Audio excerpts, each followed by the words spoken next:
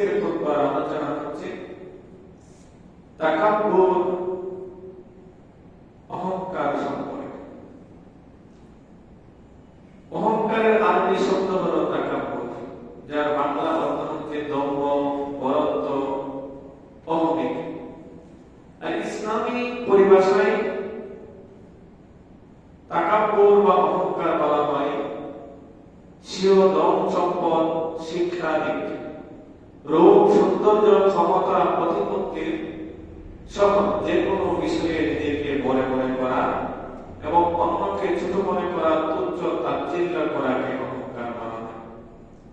যে আপনি সৌন্দর্যের কারণে নিজেকে বড় মনে করলেন, আরেকজন সে অসৌন্দর্য, কালো, খাটো, বেটে, এই জন্য তাকে তুচ্ছ তাচ্ছিল্য করলেন, এটাই হলো অহংকার। এই অহংকারী যারা, তাদের ঠিকানা জাহান্নাম। তাদের সম্পর্কে রাসূলুল্লাহ সাল্লাল্লাহু আলাইহি ওয়াসাল্লাম বলেন, আলা উখবিরুকুম বিআহলিন নার, হে সাহাবায়ে কেরাম, আমি কি তোমাদেরকে জাহান্নামের পরিচয় দেব না?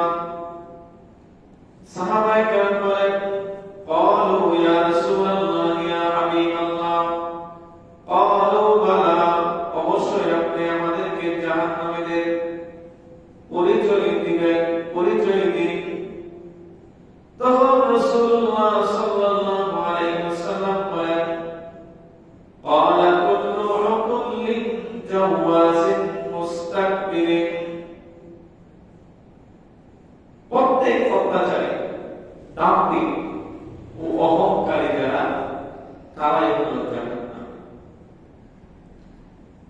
অহংকার মানুষের আমল ধ্বংস করে দেয়, ইবাদত বন্দেগী ধ্বংস করে দেয়। এই অহংকারীদের সম্পর্কে মুসলিম শরীফের 275 নম্বর হাদিস, আবু দাউদ শরীফের 4093 নম্বর হাদিস, قال رسول الله صلى الله عليه وسلم لا يدخل الجنة من كان في قلبه مثقال ذرة من كبر। বিশ্বনবী রাহমাতুল লিল আলামিন বলেন, যার অন্তরে বিন্দু পরিমাণ অহংকার থাকবে সে জান্নাতে প্রবেশ করবে না। মিসকাল যারা পরিমাণ, কোনো পরিমাণ অহংকার যার অন্তরে থাকবে, যার ভিতরে থাকবে, সে জাহান্নামে প্রবেশ করবে, জান্নাতে যাবে না। দেখেন, শয়তান অহংকারের কারণে তার জিন্দেগীর সমস্ত আমল বরবাদ হয়ে গেছে। শয়তান অহংকার করেছিল, আল্লাহ তাআলার নির্দেশ সে অমান্য করেছিল। আল্লাহর নির্দেশ অমান্য করার কারণ হলো তার অহংকার। আল্লাহ তাআলা যখন তাকে নির্দেশ দিয়েছিলেন আদম আলাইহিস সালামকে সিজদা করো, সে অহংকার বশত আদম আলাইহিস সালামকে সিজদা করা থেকে বিরত থাকে। আল্লাহ তাআলা পবিত্র কোরআনুল কারীমে সূরাতুল আরাফের 11, 12, 13 নম্বর আয়াতে আলোচনা করেন। আল্লাহ বলেন, সুম্মা কুলনা লিল মালাইকাতি ইসজুদু লিআদাম ফাসাজাদু ইল্লা ইবলিস লাম ইয়াকুন মিনাস সাজিদিন। আল্লাহ বলেন, আল্লাহ তাআলা যখন আদেশ করেছিল, নির্দেশ দিয়েছিল আদম আলাইহিস সালামকে সিজদা করার জন্য, ফেরেশতারা আদম আলাইহিস সালামকে সিজদা করলেন, কিন্তু ইবলিস সিজদা করে নাই। ইবলিস সিজদা থেকে সে বিরত থাকলো। আল্লাহ তাআলা ইবলিসকে জিজ্ঞাসা করলেন, হে ইবলিস, তুমি কেন সিজদা থেকে বিরত থাকলে? আল্লাহ বলেন, قال ما منعك ألا تسجد إذ أمرت فقال أنا خير منه خلقتني من النار وخلقته من طين।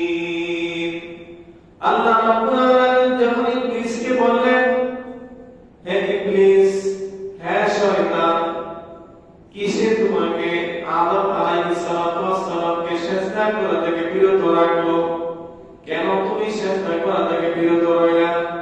কেন তুমি আমার আদেশ অমান্য করলা, আদেশ মানলা না?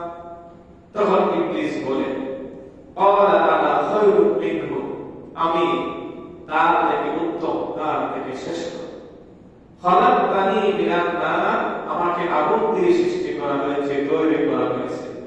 ওয়া খালাকতাহু মিন তিন, আর আদম আলাইহিস সালাতু ওয়াস সালামকে মাটি দ্বারা সৃষ্টি করা হয়েছে, মাটি দিয়ে তৈরি করা হয়েছে। এই ইবলিস দাম্ভিকতার কারণে, অহংকারের কারণে আল্লাহর সামনে সে যুক্তি দেয়, আল্লাহর সামনে সে অহংকার করে আল্লাহর আদেশকে অমান্য করে। এই আদেশ অমান্য করার কারণে তার জীবনে লাঞ্ছনা, রঞ্জনা, সে অপমানিত, অপদস্থ হয়ে, লাঞ্ছিত হয়ে জান্নাত থেকে বাহির হয়ে যেতে হয়।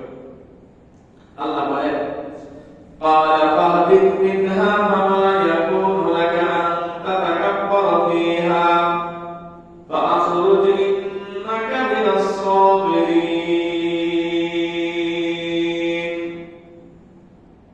আল্লাহ রাব্বুল আলামিন বলেন, তুমি এখান থেকে নেমে যাও, তোমার এই অধিকার নেই যে এখানে তুমি অহংকার করবে, সুতরাং বের হও, নিশ্চয়ই তুমি লাঞ্ছিতদের অন্তর্ভুক্ত। আল্লাহর আদেশ সে অমান্য করে, আল্লাহর হুকুম সে অমান্য করে।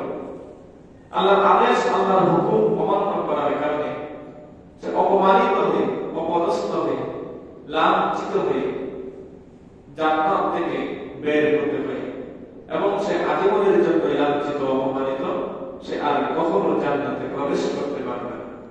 আল্লাহ তাআলা সূরাতুল বাকারা 34 নম্বর আয়াতে বলেন, وَإِذْ قُلْنَا لِلْمَلَائِكَةِ اسْجُدُوا لِآدَمَ فَسَجَدُوا إِلَّا إِبْلِيسَ أَبَى وَاسْتَكْبَرَ وَكَانَ مِنَ الْكَافِرِينَ।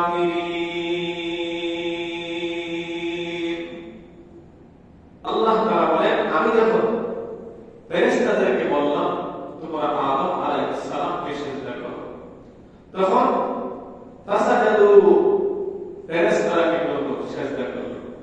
ইল্লা ইবলিস, ইবলিস কি করে নাই? সিজদা করে নাই। ইবলিস সিজদা করা থেকে বিরত হলো, অস্বীকার করলো, অহংকার করলো, ফলে সে কাফিরদের অন্তর্ভুক্ত হয়ে গেল। তো এই অহংকার মানুষের জীবন ধ্বংস করে দেয়, অহংকার মানুষের আমল ধ্বংস করে দেয়। অহংকারের কারণে জাহান্নামে প্রবেশ করতে হয়। আল্লাহ তাআলা সূরাতুল জুমারের 72 নম্বর আয়াতে বলেন, "কিলা দুখুলু আবওয়াবা জাহান্নাম খালিদিনা ফিহা ফাবি'সা মাসওয়াল মুতাকাব্বিরিন।"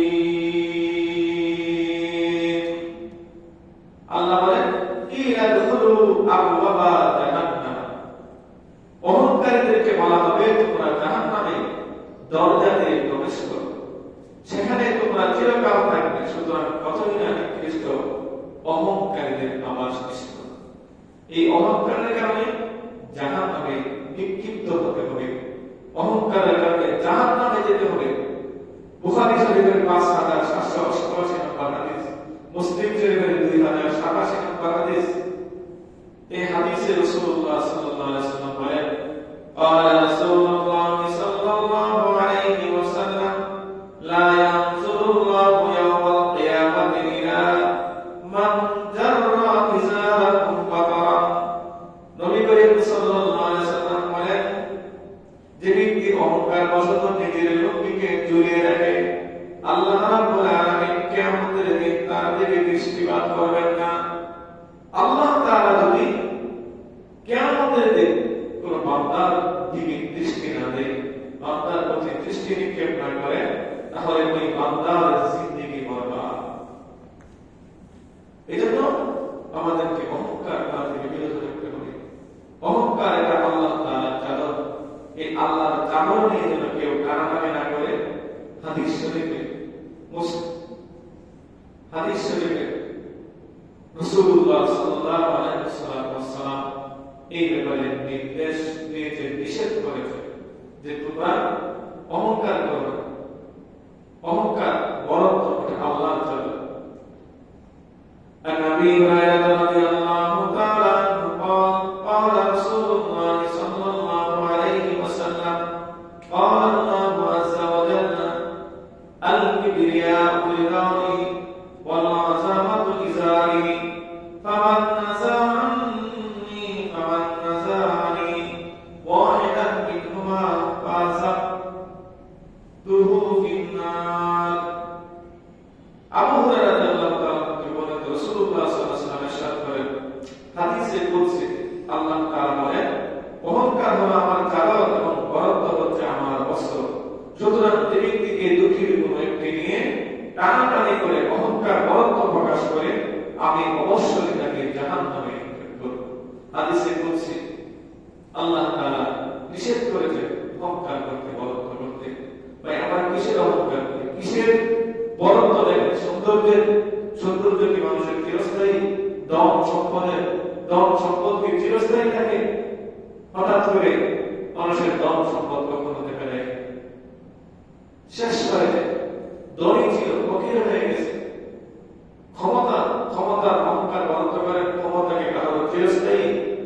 অতীতের বহু ঘটনা ঘটেছে মুহূর্তের ভিতরে ক্ষমতা চলে গেছে ইতিহাস দেখুন ক্ষমতা চিরস্থায়ী হলে তাহলে কিসের জন্য অহংকার করো ক্ষমতা সৌন্দর্য শিক্ষা বিজ্ঞান কোনো কিছু দিয়ে অহংকার করা যাবে না এইগুলি হচ্ছে আল্লাহ তাআলার দান অতএব আমরা সকলেই অহংকার